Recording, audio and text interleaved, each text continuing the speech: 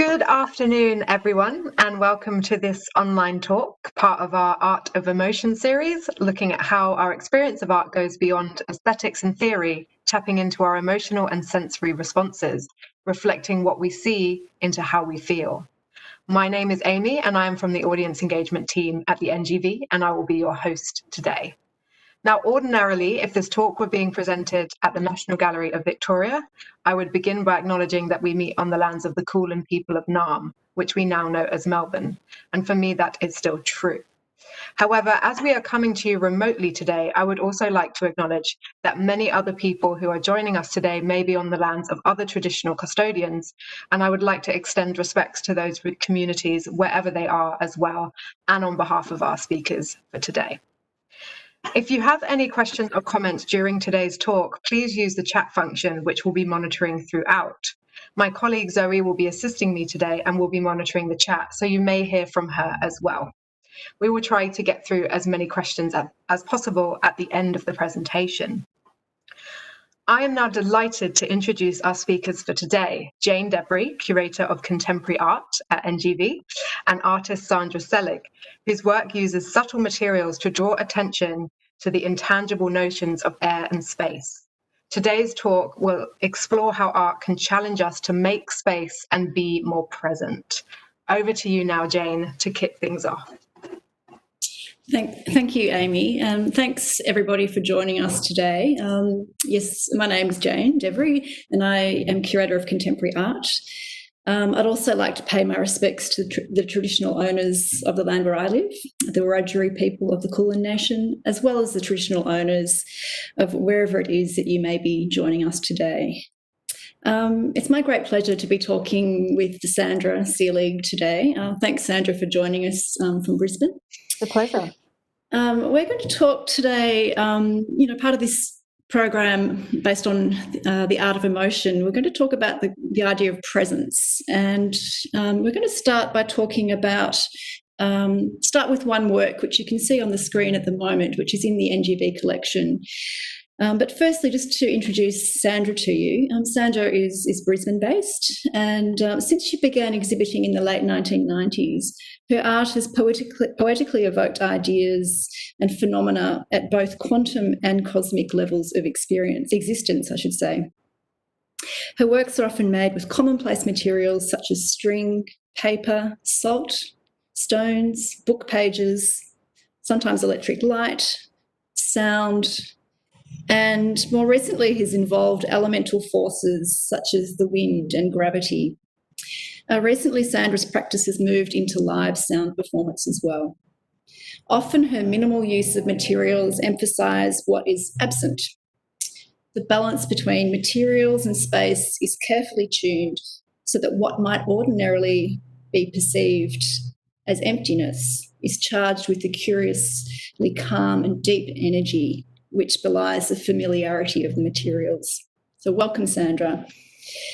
Here's a slide of the same work. It has a really poetic title. It's called Heart of the Air You Can Hear.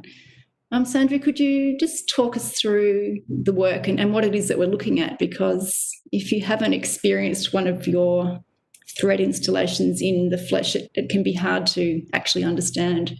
Yeah, sure. Yeah, thanks, Jane. Yes, so this is a photo of looking at the side of the work. So it's installed into a corner of the gallery, and it's made of there's nails hammered into the wall on both of those walls into the corner. In this one, it's a diamond shape, the lines of nails. And the thread is actually tension, so it's actually ordinary sewing thread. It's like a spun polyester, so it has a slight stretch to it. And if you can imagine the just ordinary sewing thread held up in the air, it's actually very difficult to see. But gathered together and tensioned across the corner in just 1 centimetre intervals, the collected thread actually creates a curve. So it's actually tensioned using 2 spools of thread, and they actually overlap in this one, so it's almost like a weave, so it crosses over from one side to the other, back and forth, like a sort of spatial sewing machine, I guess. And their tension's fairly straight, so as straight as I can get it. And what happens is, as you move around the work, the curve that's created is generated because there's a twist in the plane of threading. So it's like you see in the old retro string art works, whereas a curve is generated by a number of straight lines mapped along points. So I guess that's the best way that I can explain how the work is made. So it's there's actually no it's all made of straight lines, so the curve is actually an illusion in this case. Yeah, we've got another image of the work which shows a viewer to give a sense of scale. Yes, you can see. I mean, what's really quite remarkable about these works is that they really change. The optics change as you move. They're really dependent on kind of the mobility of the viewer to really experience them properly. And something that's interesting about them is that you can't really comprehend the whole from one particular point. So we've actually got some moving image footage of this work just to give a sense of what it's like to experience it in reality, which is not easily captured by photography. So we might just go to the video now. You can see how that operates.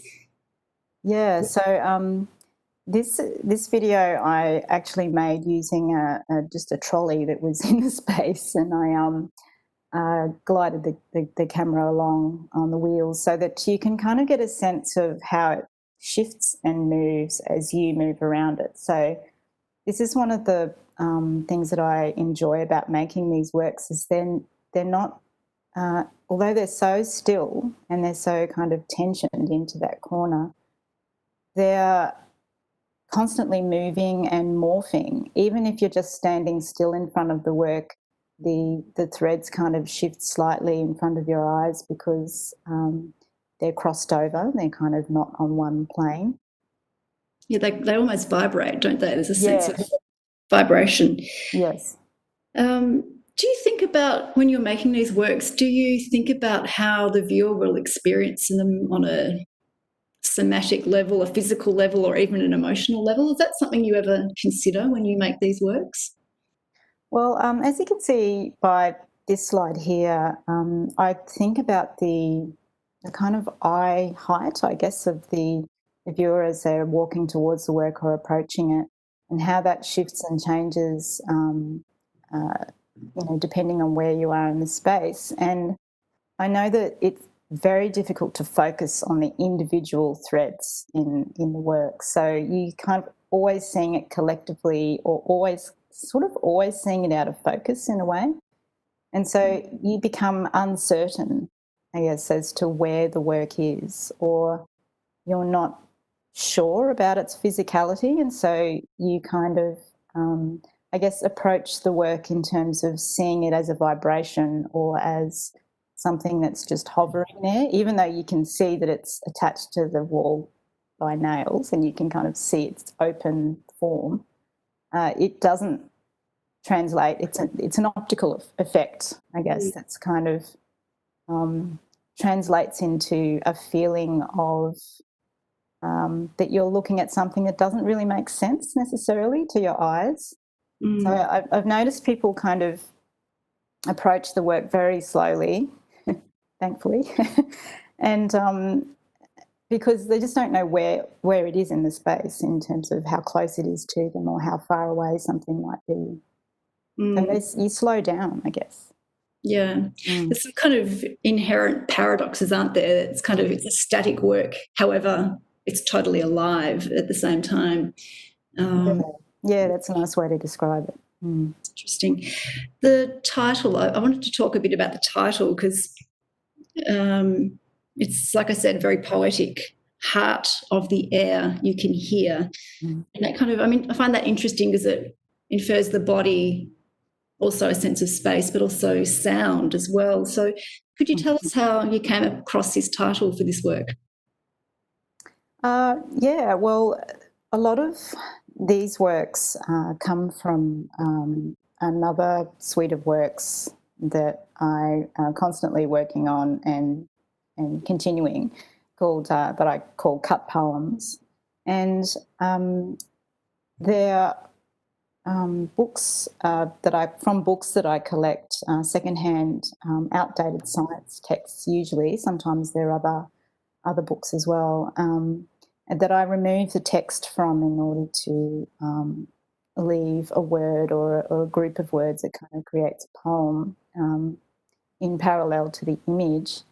But I also use, sometimes it's the discarded text, the text that's removed from the work that becomes titles for the other works. So in Heart of the Air, you can hear the text had actually come from discarded, well, they're not discarded, they're actually sitting on my desk now in a basket, all the words that I've cut out from these pages. And sometimes they're actually from the cut poems themselves that I've left in the works as well. And I think, the title of that work, I think I'm sort of, there's a suggestion of sound, and I sometimes like to refer to sound in work as well, because you do tend to experience the work, approach the work, thinking of or feeling your other senses, because it's not entirely available to you visually. If that makes sense. Yeah, absolutely. I think absence, you play with presence and absence in many, many ways in your work. I mean, here's a good example, one of your cut poem pieces as well that brings some of these ideas to light. And as you have many and many of these, we've just selected three examples for today's presentation, but it's a remarkable ongoing body of work. And I find it interesting how, you work in quite an organic way where, a work in one form will inform the development of a work in a completely different material. And Absolutely. Yeah, I think, this work in particular is one of the most recent ones. It comes from a suite of works called Content in a Void that were all exhibited together, and they're all contents pages this time. And so some of them don't have images and some of them do have images on them, but I liked the way the text was arranged in a different way. It's kind of, so the contents pages, so they're arranged in almost looks like I've cut out a poem, because that might be how a poem is traditionally laid out as well. But they're the contents pages of science texts and astronomy texts. Yeah, so tell us about your fascination with science. I mean, it strikes me that, a lot of your work picks up on scientific modes, or in some ways evokes kind of patterns in nature or the cosmos. Could you talk a little bit about that? And in fact, we might go to the next slide, because in fact, these works here are perhaps a good manifestation of that kind of force at play in your work. What are we looking at here, Sandra? Well, these are actually, I don't actually exhibit these. These are from my images of before the universe's works are made. So I collect spider webs onto paper. But these are images that I also collected before I actually kind of transferred the web onto the paper. So this actually has paint onto the web, and I'm responsibly web farming, so I don't pick on the same spider every time. So they're either abandoned webs or I ask the spider to politely leave while I make an artwork out of its web. But it's I've like observing geometry in different forms, and whether that's in nature or whether it's from science texts in diagrams, or astrophysics often has incredible diagrams of, potential explanations for theories and for, creation of the universe. And there's a diagram, so it's I find them incredibly fascinating. And I think that, when you think about the universe, it's not only out there, it's down here as well. It's not just in deep space, it's, in the tiniest things around us. So I find that quite fascinating. Sorry. I was going to say, we've probably got these images slightly out of order. So these are the end results. And these are in the collection of the NGV as well. We've got a suite of about 5 or 6 of these exquisite, well, they're not quite drawings, are they? They're more of a print, almost like a monotype in a way, aren't they? Yeah, kind of, or even a collage, I guess, because it is the actual spider silk with the paint on it, on the paper. So that is, I guess it's almost like a collapsed sculpture. I guess that's how I think of them. So as I'm capturing the web, I'm passing the paper through these webs and letting it fall flat onto the paper. So it's almost like it's like a transference of three-dimensional space into 2 dimensions. Of course, that's an illusion because there's still 3 dimensions on the paper. The paper is a thing, and the web is a thing as well. But yeah, it gives you the feeling that it's been instantly collapsed into a drawing, which I kind of like. They're really exquisite things, and it gives you that sense of it could be indicative of a greater cosmos or something like that. I haven't articulated that very well, but I think that sure. Yeah, and it's like these, they're in, each one is so unique as well, and it's also the way in which the web actually breaks onto the paper. So they're broken as well. They're not attached to their anchors anymore. They've kind of in this moment of breaking or transforming into something else. I think that's what fascinates me and keeps me doing, is that every time I do it, they don't look like how they look in when they're on a plant.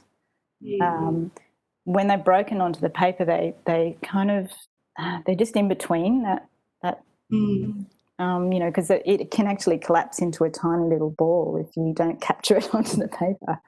So it's almost like you're capturing an explosion or something. That's how it feels. Yeah, that sense of imperfection in nature as well is also raised by these works, and kind of relates to your spring installations too, because although they're very plotted out mathematically, they're full of imperfections as well. Yes. So we might return to some other of your thread installations. Here's a particularly subtle one. Again, very, very difficult to photograph, but we do have a close-up. So you can see this one has got multicoloured threads, so they're not always monochrome, are they, Sandra? No. So this work was exhibited early this year at Milani Gallery, and its title is Standing Wave. And, it's got 2 different colours of thread in it. It's striped onto the wall, and then it's threaded in a different way to Heart of the Air You Can Hear. It's a different method of threading the two sides. So it's actually blue. It's a blue thread and a kind of fluorescent orange thread, pinkish orange thread that kind of merge in the space to sort of make this sort of mauve. So there's they're in alternate bands of blue and red. Yeah. And this one in particular, I mean, going from that last slide to this one is almost like going from, a really dark room into a suddenly brightly lit space. And this work in particular was really difficult to photograph because it was threaded in a single pattern, a single line. So the heart of the air you can hear is kind of double threaded in a way. It's kind of zigzag, so there's a double buzzing thread there. But this one is actually a single line, so it's even thinner, it's even finer than the other installations. So it was some people, in fact, because there were other works in the space as well. Some people didn't realise it was there until they turned around and they saw this, 3.5 metre sculpture standing over them behind them. I just want to stop here and apologise for the background noise. It's just started. I'm so sorry to all our listeners or viewers. That was some unscheduled work. I apologise to everyone. Live streaming for you. That's right. Now, just maybe we could talk about colour again, Sandra, because this is a really particularly striking one, which uses kind of colour in an interesting way. Yeah, this was titled Ancient Angle. It was in Sarah Cottier Gallery a few years back now. And it's threaded differently again, and it's a little bit more present than the previous work, but it's got the blue thread and the fluorescent yellow, and where it overlaps, where it crosses over in space, that's where it kind of turns into a greenish, it actually merges in the airspace. We've got a close-up here of this as well. Yeah, so it's this one's kind of threaded in a figure eight sort of pattern out from the wall. Yeah, it's interesting.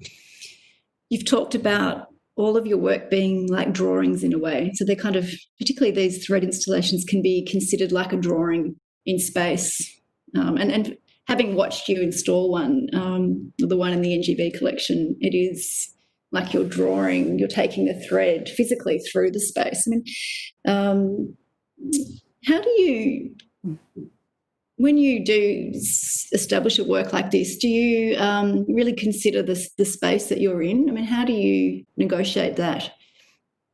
Yeah, it's some people have asked me whether I work these out in a 3D digital format first, which kind of makes sense when you think about it because they're mathematical objects as well.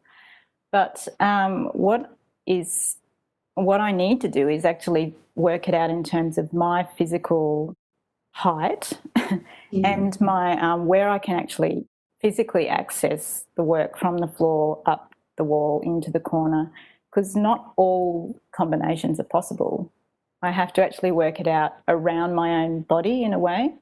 So I have to work out where I need to start the work and where I need to finish, because I unfortunately can't hover in space yet and fly over the work, to work on it that way. So it's very much about a choreography of making as well. So I need to configure myself into the work as well, because otherwise you sort of end up imagining a work that you can't actually make physically. Yeah, it's a fascinating process.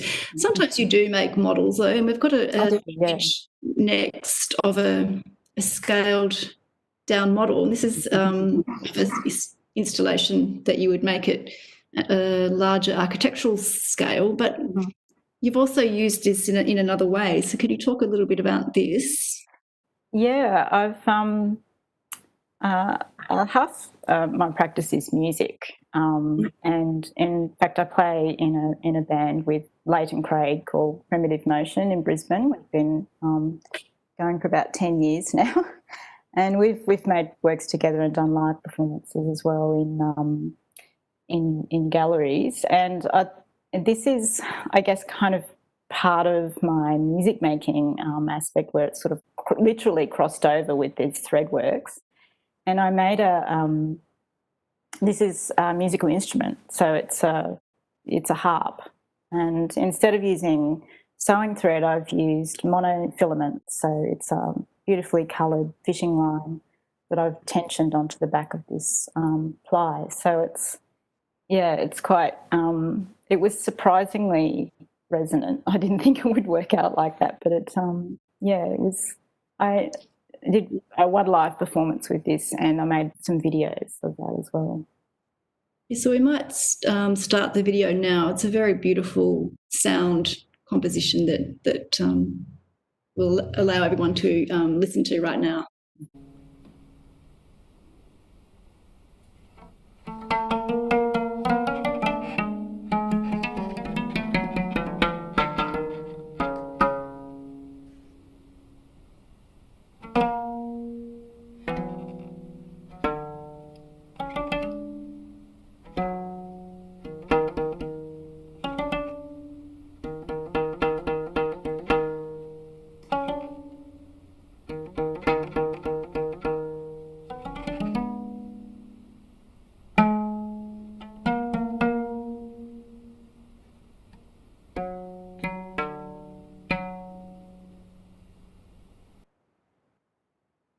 That's wonderful. So interesting. So let's talk a bit more about the relationship between sound and your visual art practice, because they often go hand in hand. Mm. Yeah, I think I often use sound in installations as well, but I don't know if you can see from my studio here is also full of musical instruments, and I'm constantly going from making sound and recordings and working with materials, and I kind of see a continuum between the two things. So especially with perhaps its time-based qualities, and with the thread, as you've hinted at, the sort of vibrational qualities that I look for in a visual work, so that the work kind of expresses a sort of, it somehow amplifies the emptiness of the space that it's in, which I think is what sound does. Sound lives in airspace and vibrates in space. I mean, the idea that light waves and sound waves can be mapped along a continuum is really interesting as well. So, and I kind of feel that when I'm working with materials also.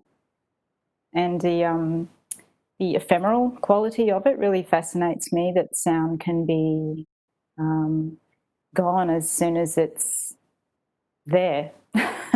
It's there and not there at the same time, which, it's fascinating. There's definitely a sense of the fleeting and that the momentary, as you said, the temporal kind of is a connection that runs throughout many of your works. Can you tell us about this image that we're looking at here is part of a more recent body of work where you're using salt to make drawings? Yes, this is what I'm collectively titling salt drawings. There's been quite a number of iterations of them. This is actually one of the first ones that was in I'm lucky enough to get temporary use of a very large disused paint factory in Yeronga in Brisbane with a number of other artists. And so I decided to create, I wanted to work with pendulums, and I wanted to work with the action of swinging something in a space. So it's come very much from the idea of movement, of drawing with movement and with gravity. And we've got some, sorry, here comes the sound again. So sorry, everybody. We've actually because we're talking about sound. I know, it's just right on cue. We might, while we're talking about this work, show some video footage of this in action, because it's a very magical work.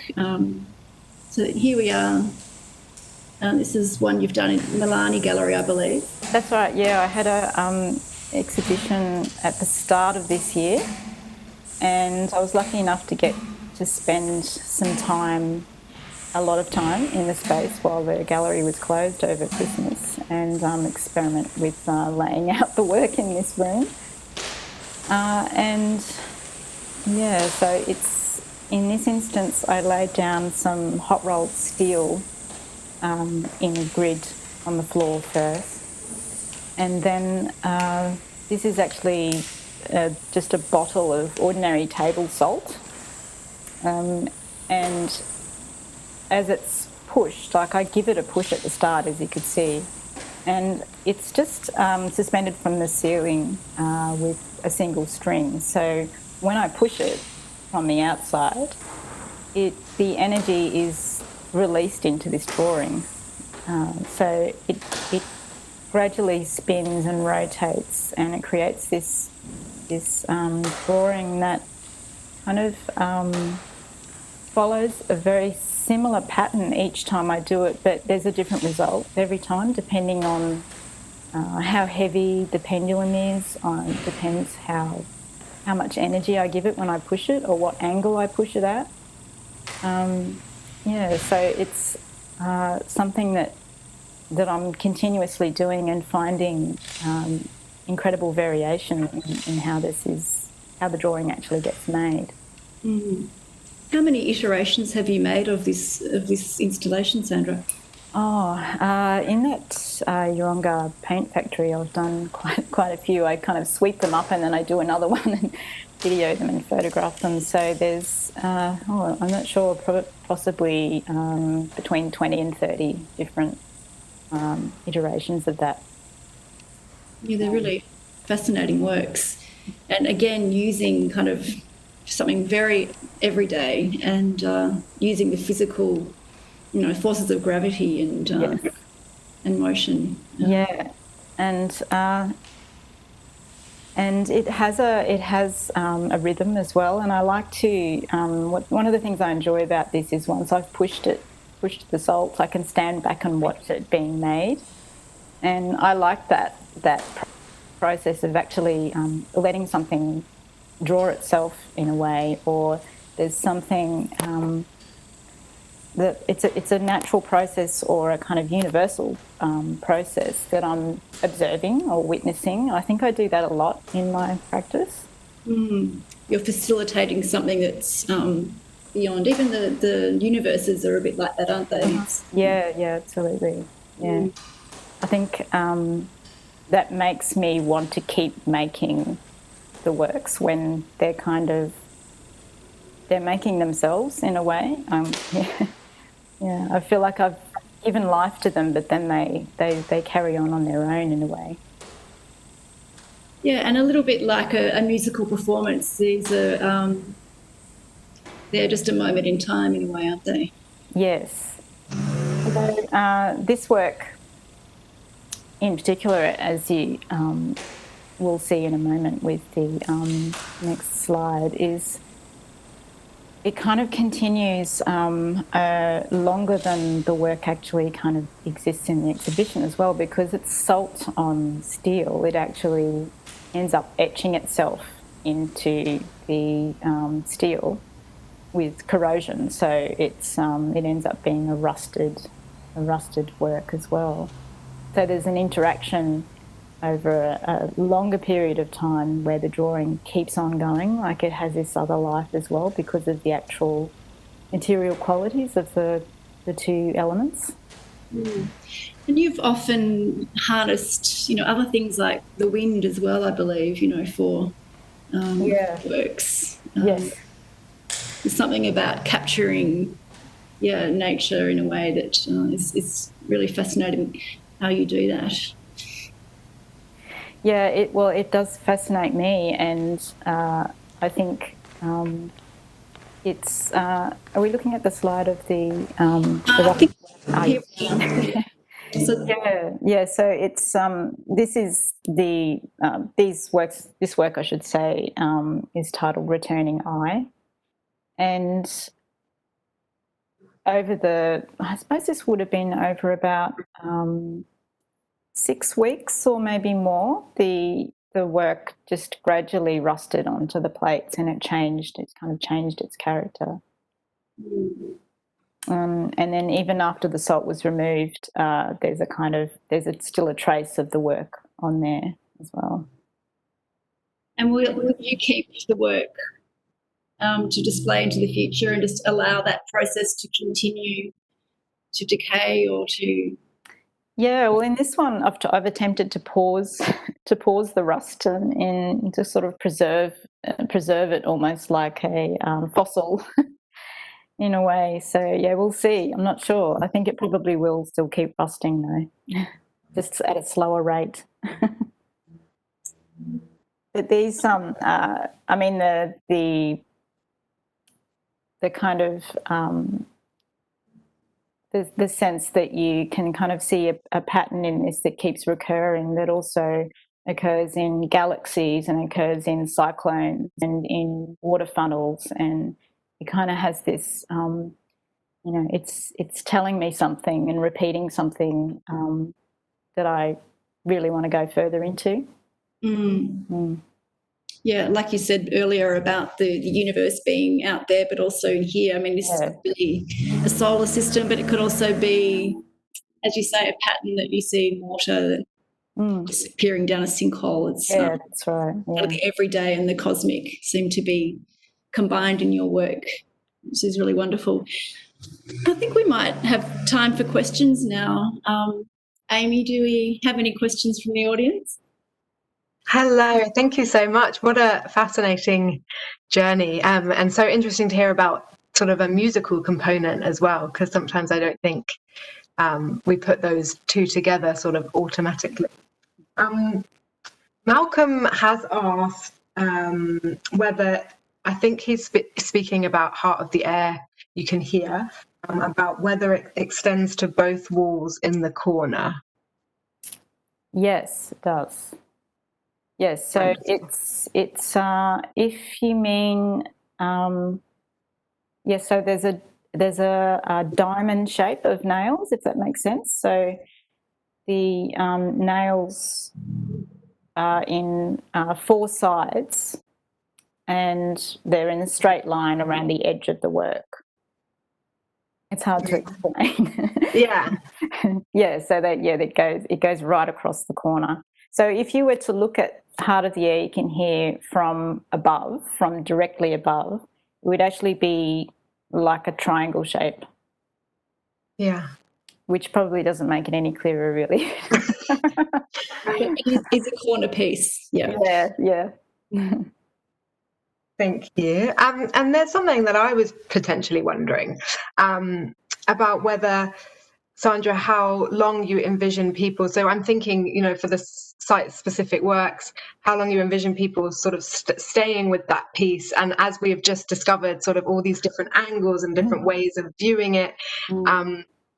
Does it make a difference how long people spend with it? Did you have a vision of how long people should spend with the work? Well, I think it's interesting because I have observed that some people really explore the work for quite a long time because they just can't work out, where it is in the space. And because I've made it, I know exactly kind of where, where everything's kind of positioned because I've kind of literally been inside the work making it. People sort of rediscover it in that way. So it's almost like they're trying to trace out the pattern of where I was in the work to sort of try and locate it for themselves. So yeah, they do. It's nice when people spend a little bit more time with the work to try and see what it is to them. But that's the same with all works, really. Amazing.